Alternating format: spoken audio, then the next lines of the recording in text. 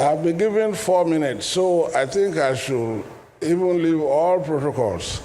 But like an earlier speaker said, there are some people too important that, at least in my life, that we just can't ignore them.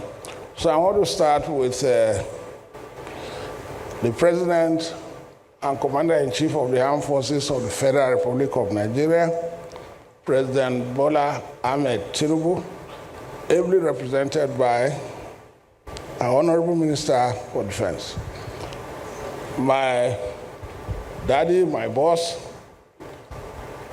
former President Aremu Olusegun Okikiolu Obasanjo.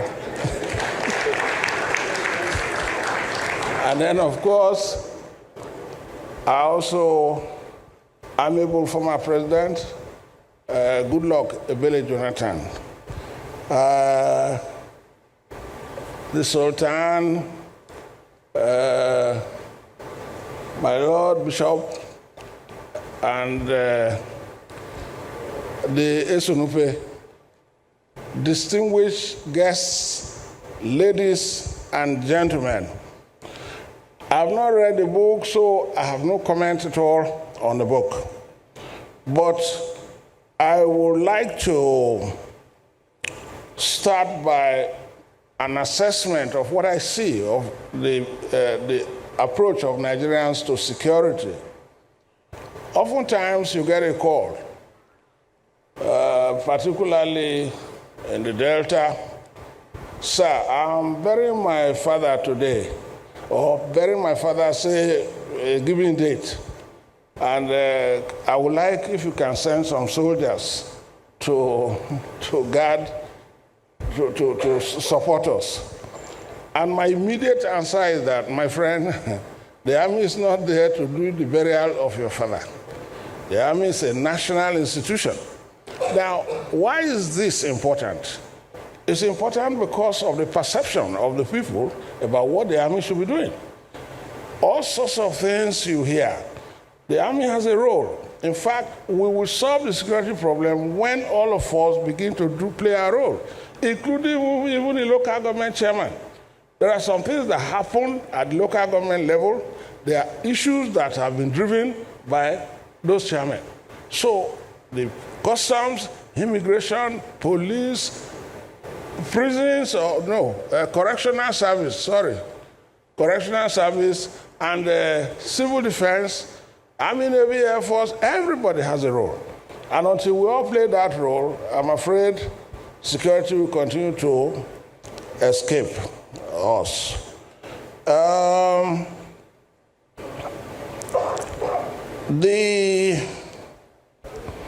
If we take security, for instance, as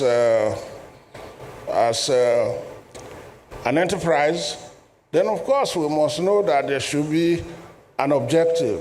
There will be a mission. And therefore, if you have that, then you are going to have structures to be able to achieve that. Those structures also must have some authority. They must have some manpower. They must have some training. They must have procedures for what they want to do. And therefore, we will always have an opportunity to reflect on those things anytime we want to actually get security right.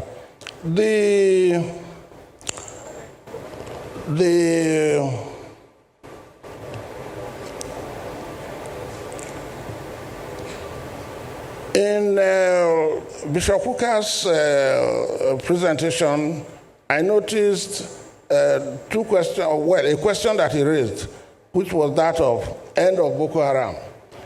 That will come when we look at the actual theory of revolutionary and counter-revolutionary war. You are not going to be able to kill every Boko Haram person, but you will kill them so much so that you drive them underground. And that leads to why you will have things like preparatory stage, then where suicide bombers are coming in, and then things like open offensive, and then maybe limited war, when they have a foreign backer, that is what will happen. So if we beat them sufficiently, it will go underground. But that must also take along the non-kinetic effect, because these people are responding to certain stimuli in the society. So you must do something to solve the problems that are addressing those things. Now, so we talk of solutions, or maybe another point he made. You were looking for an operations room at the presidency. No. It is when you have a war that has halted production in a country. That's the only time you can have that sort of thing. But otherwise, the ops room in the defense headquarters and other headquarters, service headquarters, can solve the problem. So what should be the way forward? Now, one of the things that I think is so critical about the way security is going is because of impunity.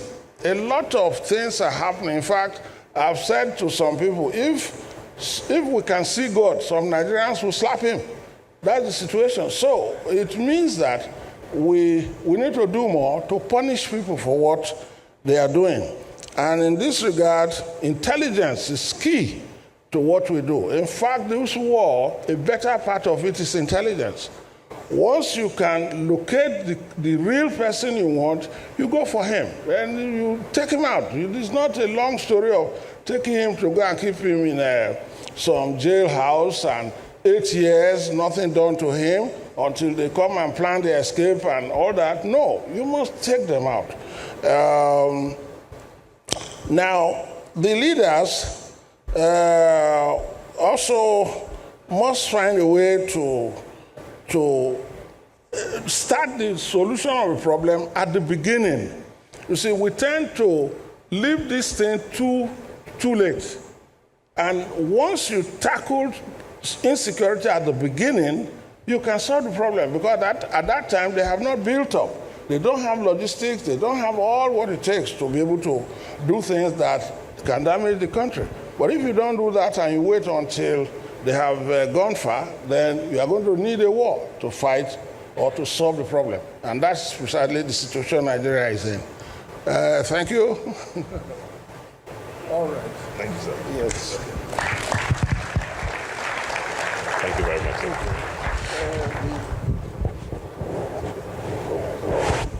Thank you very much. Apologies, sir, that we had to help you abridge your address, but nonetheless, the message is clear. Please, a round of applause for former Chief of Defense Staff, General Alexander Ogomudia.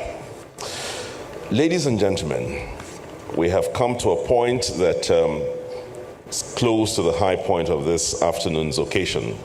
We're told that if your actions inspire others to dream more, learn more, do more, and become more, you are a leader. So says the 6th President of the United States of America. You would agree with me that this afternoon we're bringing to you a man who first and foremost is an engineer, holds a master's in international affairs, another master of strategic studies, a man who was theater commander, Lafia Dole, commander of multinational joint force at N'Djamena, Chad. He was Chief of Defense Staff 2021 to 2023, and today he's added the title author to his long list of accomplishments. Please, for the biggest applause of the afternoon, let us welcome General Lucky Irabor.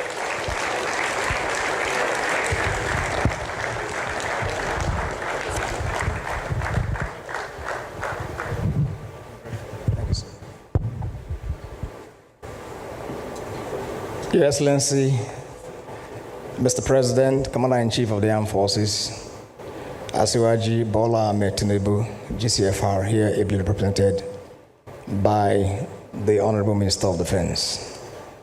We are delighted to have you, Your Excellency. I would thank you for coming. Our father, mentor, I want to thank you for accepting to be the chairman with your entreaties. I recall that morning when you called me after sending a message, as you asked me, sorry to wake you up. I said, Your Excellency, I'm awake. Actually, I was not awake. But when I heard your voice, I had to wake up. Thank you so very much for indeed not only offering the forward, but also being the chairman of this occasion. And for our guest of honor, the former president, I would like to also thank you. Our royal fathers, distinguished guests, ladies and gentlemen, I know that our time is fast spent, and I thought that it's necessary for me to join my wife to also welcome you again to the launch of this book, Scars, Nigeria's Journey, and the Boko Haram Conundrum. No doubt, as the MC said, today is a milestone in my journey as an author. I never knew that this is the life of an author. I think, in fact, from the experience I now have, I have utmost respect for anyone who has put his pen on paper to author a book. Congratulations. This book is a product of years of reflection on my experiences as a military officer, engaged in addressing the Boko Haram insurgency as already indicated. In writing it, I sought to investigate the phenomenon, to examine its roots and complexities, and to contribute my own way to finding lasting solutions to this national crisis. Let me pause to express my gratitude once again to all those who stood by me throughout the journey. My family, friends, and colleagues, all your encouragement and unwavering support have sustained me.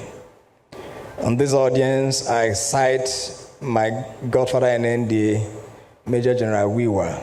Kede Wiwa go wrong?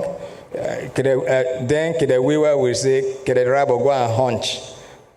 And right in this audience, I also cited my roommate who brought me up, who taught me how to hunch, who left, then Cadet A.S. Garba, who left as squadron leader A.S. Garba. I'd like to thank you for those beautiful times that we shared right in India up until now. God bless you all. Let me equally thank the publisher and the entire production team for the professionalism and commitment that have transformed this vision into reality. The special guest of honor, sir, as well as chairman, the guest of honor, our royal fathers, everyone, I'd like to thank you for what indeed value that you have brought into my life and indeed in this work. God bless you all. Now, this moment, I must say, holds very special meaning to me. Earlier on, and by the way, thank you, CDS, for wishing me a happy 60th birthday, because in 2 days' time, by the special grace of God, I will mark my 60th birthday. And I cannot think of a more fitting gift to myself than this launch. And for the eminent personalities that have come to honor this invitation, I'm truly, truly grateful.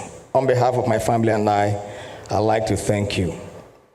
Now, the account in this book is a painful truth as I see it. It is my hope that it will elicit a national conversation, which is aimed at focusing attention on credible solutions to the nation's challenges. As we unveil this book, I invite you to join me on a journey of reflection, empathy, and hope. I have always believed that man exists to solve problems. If you are not solving any problem, then your existence is worthless.